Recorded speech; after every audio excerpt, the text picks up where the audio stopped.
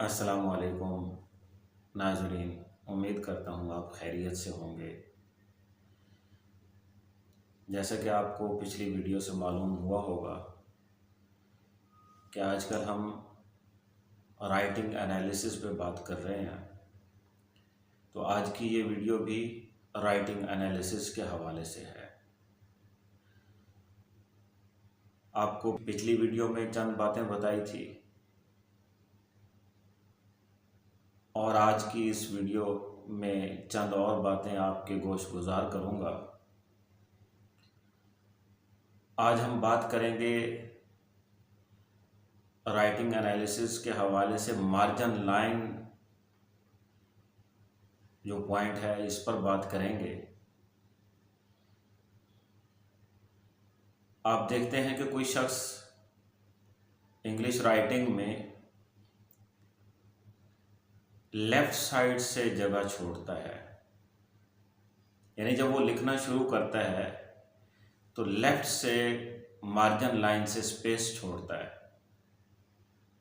उसकी लाइनें ज़रा आगे से जाकर स्टार्ट होती हैं। तो ये एक ऐसा शख्स होता है जो अपने लिए बहुत जेनरस होता है, यानी अपने फ़ायदे के लिए बहुत सोचता है। तो ऐसे शख्स को अगर जॉब पर हायर कर लिया जाए तो ये बेहतर साबित होता है, क्योंकि ये शख्स जो है जहां अपने फ़ायदे के लिए कुछ करेगा तो ज़ाहिरी बात है कि जहां पर जॉब कर रहा होगा अपने फ़ायदे के लिए मेहनत करेगा तो जिसका मुताबिक जॉब कर रहा होगा उसको भी फ़ायदा होगा। लेकिन इसी हवाले से अगर हम ये देखें कि जो शख्स अपने लिए बहुत सोचता है,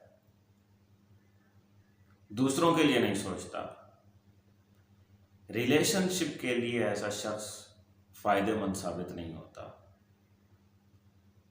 रिलेशनशिप इसके बड़े कमज़ोर होते हैं, लोगों से ताल्लुक जो है वो इतना मजबूत इसका नहीं रहता। इसलिए जॉब के लिए तो ये बंदा बहुत अच्छा रहेगा, लेकिन रिलेशनशिप के लिए अगर इस तरह का बंदा है तो उसके साथ रिलेशनशिप कायम ना किया जाए तो ज़्यादा बेहतर साबित होता है। इसी तरीके से हम ये देखते हैं कि कोई अगर शख्स सफ़े के बिल्कुल फ्रंट से लिखना शुरू करता है और बिल्कुल बारीक बारीक छोटा छोटा लिखता है,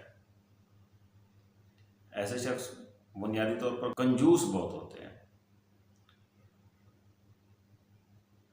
और ज़्यादा से ज़्यादा बचत करना चाहते हैं। आप ये देखेंगे कि ये लोग एक तो सफ़े की बिल्कुल इब्तदा से शुरू करते हैं और दूसरी बात ये है कि बिल्कुल छोटा छोटा करके लिखते हैं। मिसाल के तौर पर आप इमरान खान की पहली स्पीच देख लें, नेट पर कहीं पर भी मिल जाएगी। उसने जो पेज लिया वो यूज्ड पेज था और फिर उस पर जो पॉइंट्स वगैरह लिखे हुए हैं बिल्कुल बारीक बारीक करके छोटे छोटे करके लिखे हुए हैं। अब आप ये भी देख लीजिए, कोई सहाफ़ी है या कोई उसका दोस्त है, उसको मिलने के लिए जाता है तो उसकी आगे खातिर तवाज़ो क्या करते हैं, बड़ा मशहूर हो चुका है ये तो, कि उसको चाय पिलाते हैं बस, और चाय भी ग्रीन टी, जहाँ पर बिस्कुट की नौबत भी ना आए। अब एक मुल्क का वज़ीर आज़म है, एक बड़ी सियासी पार्टी का सरबराह है, उसके पास सफ़ात गवर्नमेंट के हैं, कलम गवर्नमेंट का है, लेकिन उसके बावजूद भी वो एक यूज्ड पेज ले रहा है और फिर उस पर बिल्कुल तंग तंग करके लिख रहा है। वो बड़ा बड़ा करके भी लिख सकता था। सहाफ़त के मैदान में देखिए जो लोगों ने ख़बरें पढ़नी होती हैं या जो इस तरह से पढ़ते हैं तो वो एक तो मार्कर का इस्तेमाल करते हैं, मोटी निब वाला, उसको बड़ा बड़ा करके लिखते हैं ताकि आसानी से पढ़ा जा सके, और चंद लाइनें, 3-4 लाइनें एक सफ़े पर, फिर अगले सफ़े पर 3-4 लाइनें, फिर अगले सफ़े पर लिखे।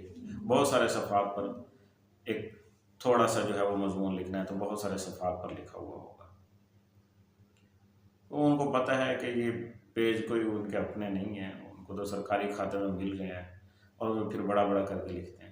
मैंने आपको पिछली वीडियो में बताया था कि बड़ा बड़ा करके लिखते हैं जो लोग, वो सोशलाइज बहुत होते हैं, लोगों से ताल्लुक बहुत बनाते हैं। इसी तरीके से हम देखते हैं कि राइट साइड से मार्जिन लाइन से जो स्पेस छोड़ते हैं, यानी लेफ्ट साइड तो उन्होंने पूरी कवर की हुई है, हर लाइन जो है वो बिल्कुल मार्जिन लाइन के करीब से शुरू हो रही है, लेकिन जो राइट साइड है वो जो है मार्जिन लाइन के करीब नहीं जा रही, बल्कि वहाँ से उन्होंने स्पेस छोड़ी हुई है।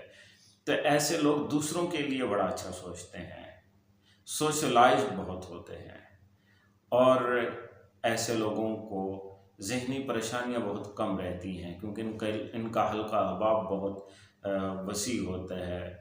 हमदर्द, दोस्त, अहबाब इनको बहुत ज़्यादा मिले हुए होते हैं।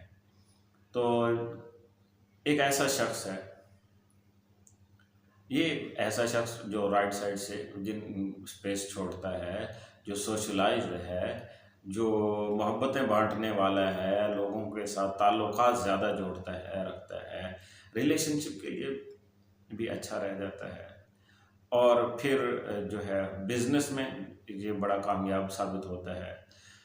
एक ऐसा शख्स है जो राइट से भी और लेफ्ट से भी दोनों तरफ से मार्जिन रखता है। मार्जिन लाइन के करीब उसकी लाइनें नहीं ख़त्म हो रही, बल्कि दूर ख़त्म हो रही हैं, स्पेस दोनों तरफ से आ रही है। अब दोनों तरफ से अगर स्पेस आ रही है तो एक ऐसा शख्स है, ये गिव एंड टेक वाला शख्स है, कुछ दो और कुछ लो। सेल्स के लिए ऐसा शख्स बहुत बेहतर साबित होता है। और लेकिन अगर आप किसी अस्पताल में किसी नर्स को हायर करना चाहते हैं तो वो बिल्कुल यहाँ पर गलत साबित होगी। उसके लिए ये ऐसी जो है हैंड राइटिंग रखने वाले उमूमन जो है वो लोग जो है वो इस तरह के कामों में नाकाम साबित होते हैं। अगर जो है वो कहीं पर सेल्स के लिए रख रहे हैं तो वो बहुत कामयाब जो है वो बिज़नेस के लिए बड़े कामयाब रह जाते हैं। तो आज तो मैंने आपको ये जो हैंड राइटिंग के कुछ एनालिसिस बताए हैं, ये मार्जिन के जो लाइन के हवाले से थे कि लेफ़्ट से जो मार्जिन रखते हैं, जो राइट से मार्जिन रखते हैं, या दोनों जो लेफ़्ट और राइट से मार्जिन रखते हैं, उनके बारे में कुछ शख्सियत का बताया। लेकिन एक बात याद रखिए, अगर किसी भी शख्सियत को आपने परखना है, जांचना है, तो किसी एक पॉइंट से आप नहीं जान सकते। उसके लिए माहिर नफ्सियात कहते हैं कि 7-8 पॉइंट्स आप देखें, मुख्तलिफ किस्म के, लिखने के हवाले से, सिग्नेचर के हवाले से, उसकी राइटिंग के हवाले से कि उसका रुख ऊपर की तरफ है, नीचे की तरफ है, अल्फ़ाबेट किस तरह से हैं। 7-8 पॉइंट्स को देखने के बाद फिर उसके बाद एक राय कायम की जाती है कि ये इसके मिजाज के अंदर 70% ये चीज़ पाई जाती है, 80%। हाँ, क्योंकि एनालिसिस है ना, एनालिसिस में हम किसी को भी 100% ये नहीं कह सकते कि वो बिल्कुल ऐसा है, 100% नहीं होता। यहाँ पर हम परसेंटेज कायम कर लेते हैं कि 80%, 70% ये इसकी शख्सियत इस तरह से है। इसलिए किसी को भी हम 100% जो है वो इसमें कभी कह भी नहीं सकते, क्योंकि ये बिल्कुल एक्यूरेट इस तरह से भी नॉलेज नहीं होता कि बिल्कुल हम किसी का एक्यूरेट बता दें। यहाँ पर परसेंटेज बताई जाती है, और वो परसेंटेज भी हम कैसे निकालते हैं कि वो शख्स खुद बता रहा होता है, वो खुद कह रहा होता है कि अच्छा, मैं जो उससे उसका दिमाग खुद करवा रहा होता है कि वो जो इस तरह की आदतें जो है वो अपनाए हुआ होता है, क्योंकि उसकी शख्सियत के अंदर, उसके मिजाज के अंदर ये चीज़ें मौजूद होती हैं। तो हमारे साथ रहिएगा इंशाल्लाह। अगली वीडियोस में इसके अलावा जो राइटिंग एनालिसिस में और चीज़ें मौजूद हैं वो आपके सामने लाऊंगा।